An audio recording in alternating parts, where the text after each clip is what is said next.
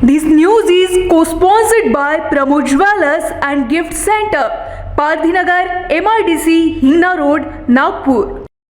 शहर में अपनी विभिन्न मांगों को लेकर अस्पतालों की रीढ़ की हड्डी कही जाने वाली सरकारी अधिपरिचारिकाएं पिछले एक सप्ताह से अनिश्चितकालीन हड़ताल पर चली गई हैं। नतीजा ये हो रहा है कि उनकी इस हड़ताल का असर अब मरीजों पर पड़ने लगा है।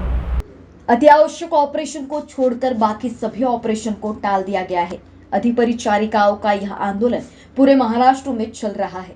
नर्सिंग यूनियनों ने पहले 2 दिनों तक सांकेतिक आंदोलन के तहत 1 घंटे का काम बंद रखा, जिस पर सरकार ने कोई संज्ञान नहीं लिया। नतीजा यह रहा कि अब अधिपरिचारिकाएं अनिश्चितकाल के लिए आंदोलन करने का फैसला लिया है। इस आंदोलन में अभी तक नागपुर के कोई भी स्थानीय नेताओं ने आकर स्वास्थ्य कर्मियों से मुलाकात तक नहीं की। आंदोलन कर रही अधिपरिचारिकाओं की मांग है कि केंद्र सरकार की तर्ज पर राज्य सरकार भी समान काम समान वेतन उन्हें दे। सर, हमने जो ये आंदोलन पुकारा है 23 तारीख से, इस बारे में हमारी कुछ शासन से मान्य कुछ डिमांड्स थी, जो कि हम वो 2-3 साल से डिमांड कर रहे हैं कंटिन्यूसली। तो विशेष रूप में इसमें हमारी पहली मांग थी कि कंप्लीट प्राइवेटाइजेशन को बंद किया जाए। प्राइवेटाइजेशन हमारे नर्सिंग प्रोफेशन में नहीं लाना चाहिए और वहाँ पे नियमित रूप से जैसे ही सरल से वैसे पद भरते हैं वैसे ही भरे जाए। तो उसमें पद निर्मित की जाए, पदोन्नति की जाए और एग्ज़ाम लेके हमारे जैसे पहले पोस्ट भरते थे उस तरह से भरी जाए। दूसरी हमारी डिमांड ऐसी थी कि जैसा सेंट्रल गवर्नमेंट को नर्सिंग अलाउंसेस दिया जाता है 7,200 का, स्टेट गवर्नमेंट को कोई ऐसा नर्सिंग अलाउंस मिलता नहीं है। आज हमारी जो महाराष्ट्र की नर्सेस है, आज कोविड महामारी में जिन लोगों ने काम किया है, आज बहुत सारी नर्सेस को उसी चीज़ों से बहुत नुकसान हुआ। बहुत सारे लोग अनंत काल में विलीन हो चुके हैं और बहुत सारे लोगों को हेल्थ प्रॉब्लम्स आए हैं। तो हम लोगों को एक शाब्दिक कौतुक नहीं चाहिए इस बात का, हम लोगों को उसका कोई मुबदला दिया जाए, तो कंपेंसेशन कुछ मिलना चाहिए। और जैसा सेंट्रल गवर्नमेंट में नर्सिंग अलाउंस चालू है वैसे ही हमको 7,200 नर्सिंग अलाउंस मिलना चाहिए। थर्ड हमारी डिमांड ऐसी है कि हम लोग चाहते हैं कि हमारे जो नर्सिंग स्टूडेंट्स हैं, जो लोग नर्सिंग की पढ़ाई कर रहे हैं, वो लोग आज 50 साल हो गए, 70 साल हो गए, उन लोगों को जो एक स्टाइपेंड के नाम पे जो पैसा दिया जाता है वो सिर्फ 2,050 रुपये। वही अगर तुम देखा जाए कि बाकी डॉक्टरों के इंटर्न्स को देखा जाए तो उन लोगों को जैसा स्टाइपेंड मिलता है 11,000 12,000, उस तरह से हमारे नर्सिंग स्टूडेंट्स को भी उस तरह का विद्या वेतन जो है वो बढ़ाकर मिलना चाहिए। तीसरी डिमांड हमारी ऐसी थी कि हम लोगों को जो गणवेश भत्ता, जो यूनिफॉर्म अलाउंस मिलता है वो बहुत ही शुल्क है। जो हालांकि आज तुम नर्सेस को पूछोगे कि तुम्हारा यूनिफॉर्म अलाउंस कितना है तो उन लोगों को ये जानना भी मुश्किल है, क्योंकि यूनिफॉर्म अलाउंस के नाम पे उनको सिर्फ 20 या 30 रुपये, ऐसा टोटल 260 रुपये का कुछ यूनिफॉर्म अलाउंस मिलता है। हम चाहते हैं कि हमारा यूनिफॉर्म अलाउंस बढ़ाया जाए। ये भी डिमांड हम कई सालों से उनसे करते आ रहे हैं। ये जब से नर्सिंग में स्टूडेंटशिप चालू हुई है 70 साल हो गए इस बात को, उस समय से ये नर्सिंग विद्या वेतन उतना ही मिल रहा है, आज तक ये विद्या वेतन बढ़ा नहीं है। तो हम चाहते हैं कि वो विद्या वेतन बढ़ाया जाए।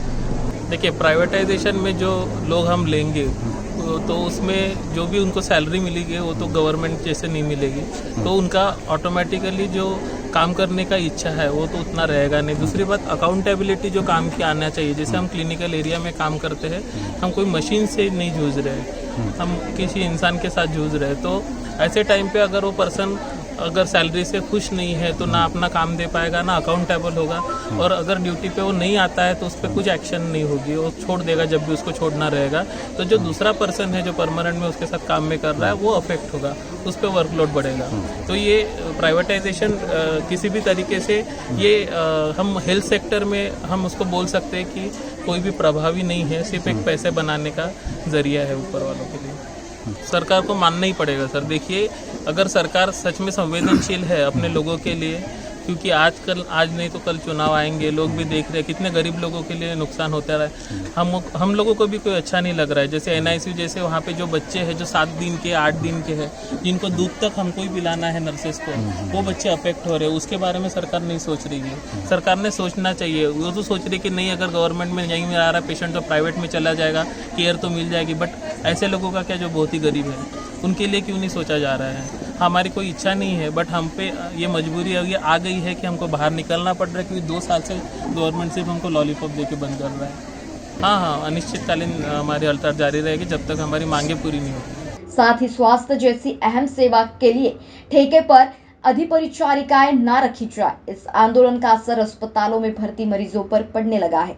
यदि समय रहते सरकार ने फैसला नहीं लिया तो आने वाले दिनों में स्थिति भयावह हो सकती है।